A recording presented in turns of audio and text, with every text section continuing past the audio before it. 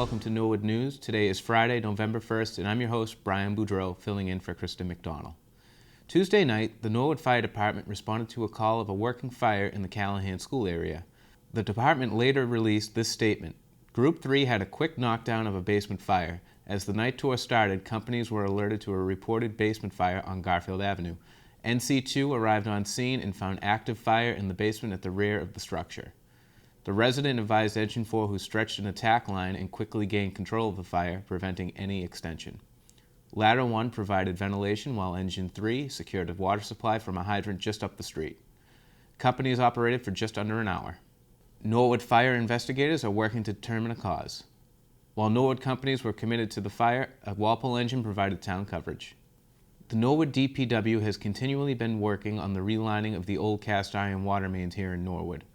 Currently, the department is working in the area of Prospect Street and Fulton Street. Mark Ryan, director of the DPW, updates us on the project and explains why the relining of these water mains is necessary. Right now we have a $1.16 million project on the Prospect Street, Summit Ave, Current Ave, Leiden Street, High Street, and Fulton Street, where we're cleaning and lining over 5,000 feet of water main and installing 1,600 feet of undersized water main up there. So it's quite a project. It's been going on since August, and we're looking to wrap that up come Thanksgiving. And I'd like to show you an example of the cleaning and lining. And this is a cast iron pipe prior to lining, and you can see the tuberculation is built up. Those are metals, iron and manganese, and some others that adhere to the sidewall, and you can see restricts the amount of water that can get through. It's not harmful to the drinking water, but it does affect aesthetics, because sometimes you'll get rusty looking water, but it also restricts the flow, like I said. So the process is we shut these water mains down, and then we clean them out, and then we apply a liner. This is a newly lined pipe. This pipe now will carry up to 6 times more fire flow through it. So that's another benefit of the cleaning and lining projects. We improve aesthetics of the water. We also improve fire flows and the volume of water available to the businesses and homeowners in the neighborhood. This year we've funded $1.16 million, largest allotment of funds for cleaning and lining in our history, and we're looking forward to ramping that up to try to get the remaining 200,000 linear feet of pipe done in the town of Norwood. So roughly we're 70% clean and lined, we got 30% to go. Right now we're doing over 5,000 feet, and we're looking forward to each year continuing this project. Stay tuned after this break for a full recap of last weekend's numerous town events.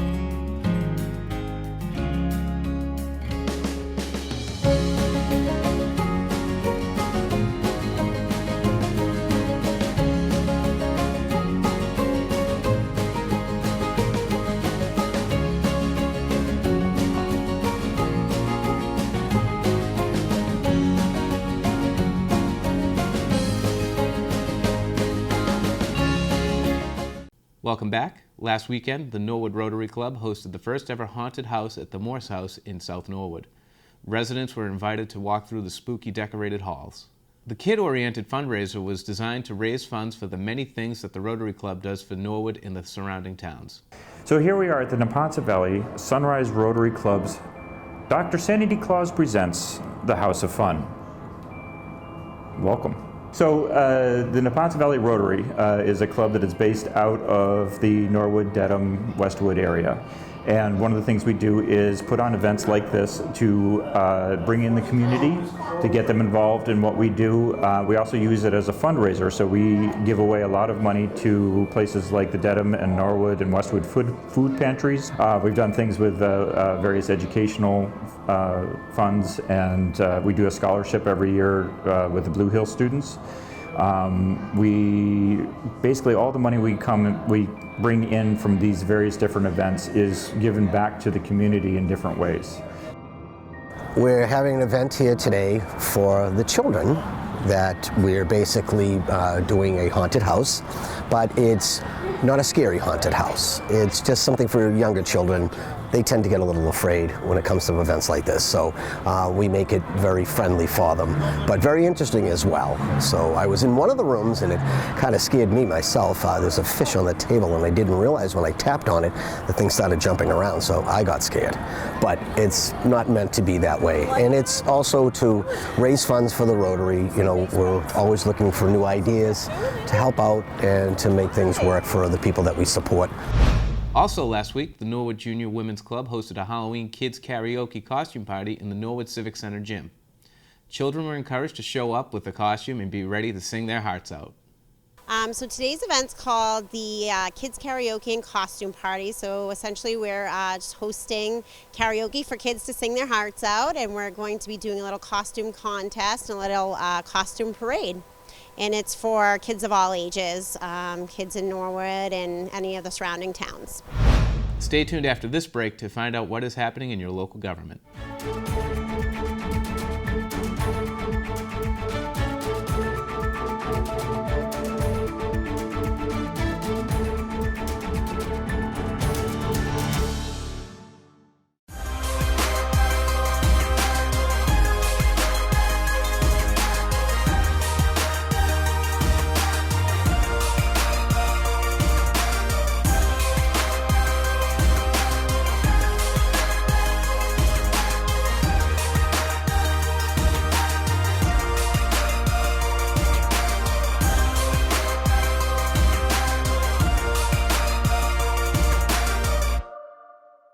Welcome back to Norwood News. With no scheduled appointments on their agenda, the Board of Selectmen met Tuesday to discuss the rules and regulations of the Morse House located in South Norwood. Selectman Hajar took on this task and briefed the board. I'd really like to just either answer questions based on the feedback that I got from the community. They definitely want to stay involved. They've taken care of it, as you all know, for many, many years. Even if you didn't think that they should have, no one else was doing it, so they picked up the slack. God bless Dale Day for doing what she did for many, many years, and some of the folks that worked with her. We get input on matters like this from the manager, particularly since we're going to ask him and his staff to take over management of the property. So maybe he could review the regulations, review my comments, and give us some further comments and or answers to some of them for next week, and then we could take it up then. Move that we continue this for 1 week and refer to the manager for his comments as well. Okay. Second. I have a second on that. So I have a motion and a second to postpone this for 1 week, the manager's comments, etc. All in favor? Aye. Opposed? Unanimous? The selectmen voted to continue the matter until their next meeting, which is Tuesday, November 5th. Monday night, the Sustainability Committee met and began their meeting with a discussion of a mission statement. This is a newly formed committee with the main purpose of formulating a sustainability action plan that will be useful for the town for years to come. Following the discussion of the mission statement and defining sustainability, the board was introduced to Keith Bergman, a consultant who has been working with sustainability commissions across the state. Bergman presented a PowerPoint to the board that listed a number of focus points and topics.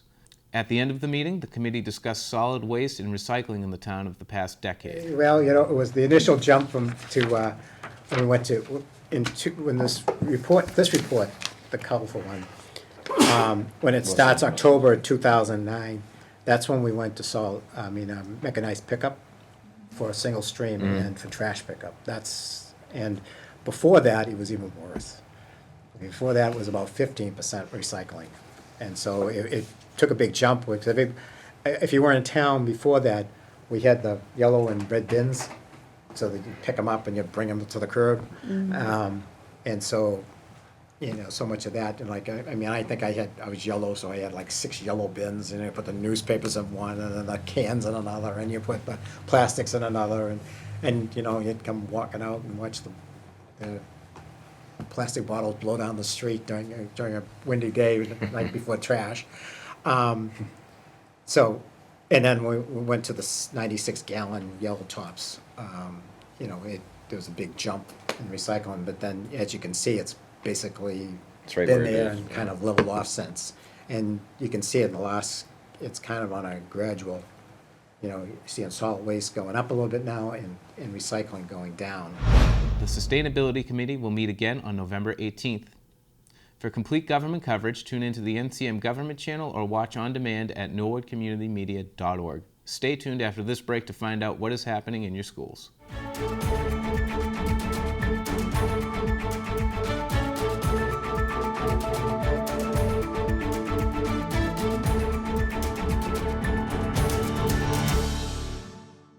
The Norwood Circle of Hope Foundation was established in 1998 in memory of Michelle Kennedy, a young Norwood resident who suffered with leukemia. During Michelle's battle, the entire Norwood community, many of whom did not know Michelle, joined together to support her in her time of need, and it is in that spirit the Norwood Circle of Hope Foundation continues. The mission of the foundation is to provide assistance to Norwood residents who are in need due to a catastrophic medical occurrence. The Circle of Hope Foundation aims to alleviate the stress of everyday expenses for Norwood families during their time of need. Over the years, their assistance has covered housing expenses, utilities, food, and various medical expenses. The Circle of Hope relies on referrals and direct requests to find those in need. If you know of a Norwood resident who needs assistance, or if you are a resident who needs some yourself, please call the Norwood Circle of Hope at 781-762-3549. or write to the Norwood Circle of Hope Foundation, P.O. Box 421, Norwood, Massachusetts 02062. To learn more about the Circle of Hope or to get involved, visit norwoodcoh.org. Welcome back. Now we're going to toss it over to our Norwood Schools reporter to recap everything that has happened this week in the Norwood Public Schools District. Hi guys, I'm Stephen Allinger, and let's take a look at some activities happening in our Norwood schools this week. Willett kindergarten students have been busy this month learning all about fall. The students have been exploring the season by carving pumpkins, planting bulbs in their gardens, building scarecrows, and going on leaf and nature hunts. Students explored fall objects that would sink or float. They were most surprised to see what happened with a pumpkin. They also celebrated Halloween with the second annual Willett Halloween Parade. Students paraded in their Halloween costumes, danced to some spooky tunes, and enjoyed seeing their friends from other classrooms. Each classroom contributed decorations to give the cafeteria a super spooky look. The Willett teachers and staff jumped in on the fun too. Teacher Sharks did that too. A great time was had by all. Special thanks to Mrs. Lynn Doherty, who organized the parade in staff costumes. Students and staff at the Callahan ended the Pennies with Pink campaign for the American Cancer Society by wearing pink and raising over $365. This was a great event for a great cause. Pink t-shirts worn by staff and students had the logo Real Mustangs Wear Pink. In addition, the PTA recently held their Monster Mash. It was great to see so many families enjoying a night of music, food, and games to celebrate the fall season. There were some very creative costumes this year too. The old lady in this picture must have graduated a long time ago. The Coakley Middle School added 6 more cafeteria tables to the lunchroom. These tables have a circular design which allows for better conversation and more room for movement in the cafeteria. They were also having fun and were very spooktacular and positive sign Thursday. What's better than one day of Halloween? 2 days. The Little Mustangs celebrated 2 days of Halloween so all the preschoolers could enjoy the holiday. They played games like Catch the Bug on the Web, Pumpkin Bowling, Halloween Twister, and other fun activities. They also paraded through the hallways to show up their costumes to the administration offices as well as to the lead classroom. They paraded right through Dr. Thompson's administrative staff meeting, but they did not seem to mind. You're welcome, principals. On Wednesday, the Little Mustangs visited their senior Mustang friends at the Senior Center. The smiles the boys and the girls brought to the seniors was immeasurable. On Thursday, Miss Madison Kelly, daughter of Senora Kelly at NHS, engaged all the students in a sing-along which was enjoyed by all. The students enjoyed their special party in a bag their family sent in. They enjoyed singing to our staff and even gave them a little scare with their spooky songs. It was a fun day for the students and teachers who enjoyed seeing their little pumpkins having so much fun. At the Cleveland School, you can find students walking, running, and dancing laps through the school's fun run this week. The initiative will help the PTA fund projects to help the Cleveland School. We even had a mystery racer join the fun. First and second grade students paid rapt attention to all the Halloween safety tips offered by firefighter Paul Ronco and McGruff the Crime Dog. Inflatable dinosaurs, chickens, and hippos invaded the Cleveland Monster Mash on Friday. Students enjoyed dancing, playing games, and displaying their creative costumes. At the Extended Day program, third grade students are learning sign language at Extended Day. The class is offered by Mrs. Reed, their third grade teacher. American Sign Language is recognized as an official language. For many of our students, this is the third one they are learning.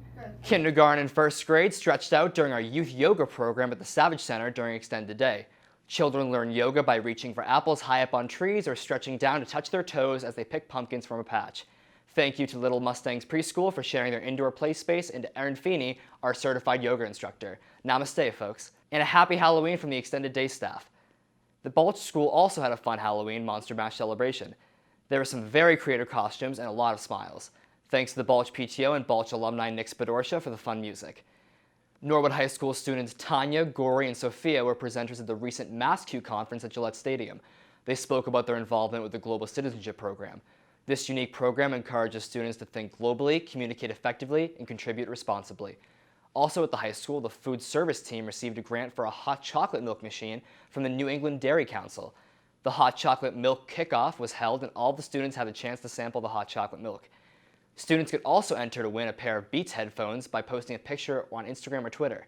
The winner of the Beats headphones was Dan Gruber. Congratulations, and thanks to all of the NHS students. Well, that's it for school news. For more information about the Norwood school system, please check the website, Facebook, and watch NCM. Now, let's go to Brian Dunn for the latest sports news.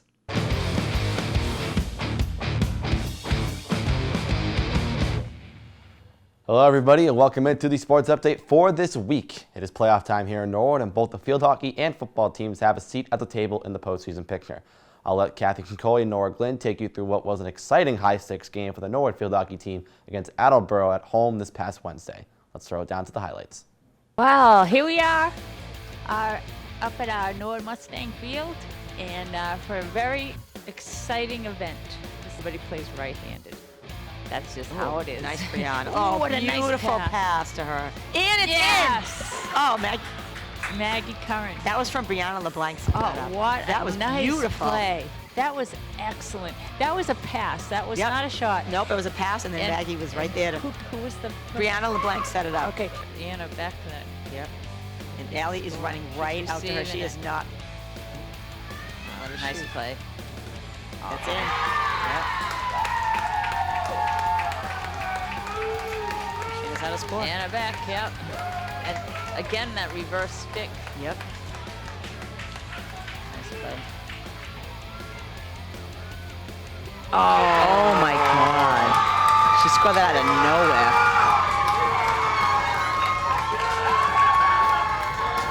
Wow. Oh, heartbreaking. Too bad. That was heartbreaking. That was. Well, Norwood scored first in this game, and then Attleboro answered late in the first half. And then it was 1-1 the entire game. Until what, up and down the field. a minute and a half left? Yeah, Anna Beck from Attleboro. Scored twice. And as the season winds down, only a few scores to report. Volleyball loses to Sharon, and boys soccer drops a match to Holliston.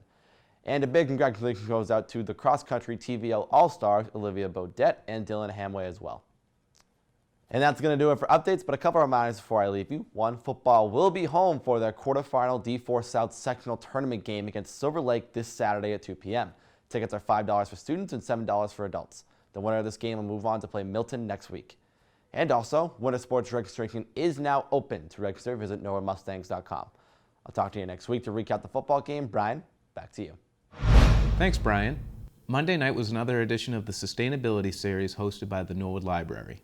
Monday's presenter was Dr. Asa Sevelius, principal of the Heath School in Brookline, who gave a presentation on resources and tools for younger kids on how to approach interactions regarding LGBTQ+ lives, history, and current events.